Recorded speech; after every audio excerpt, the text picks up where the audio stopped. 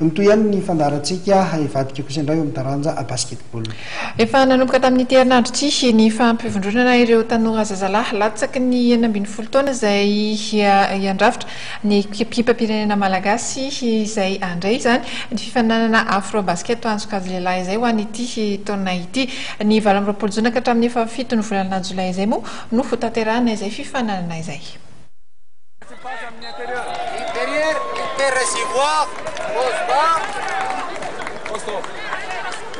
Mécara.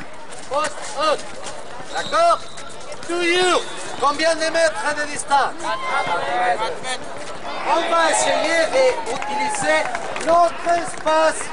Yano, bon espace. Famate quel naro? Famate qu'il laissé? Arroti. Oui, j'ai l'heure. Utilisez l'espace. Rovolana katroka mialohan'ny andraisana ny fifanana continental eo amin'ny taranja basketball ny afro basket mendina ho an'ny latsaky ny 12 taona dia efa manomboka ny fampifondronana ny herinandro lasa teo ny ekipa-pirenena malagasy.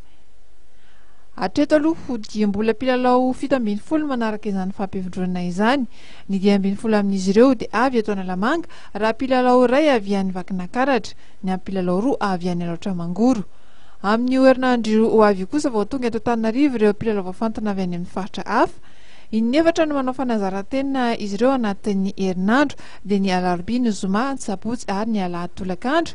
Ilay manam-pahaizana Espanol Angel Manzano miaraka amin'ireo teknisiana malagasy vitsivitsy no mitarika izany fanazaran-tena izany. Izay rehetra izay dia eo ambany fehiny Italie Teknika Nasionaly Malagasy. Raha ny tokony izy dia afaka 10 andro eo no evoaka ny anaran'ireo mpilalao 12 andrafitra ny ekipa malagasy amin'ny fifananana io izay hotanterahana moa ny 20 jona ka hatramin'ny 7 jolay ho avy izao.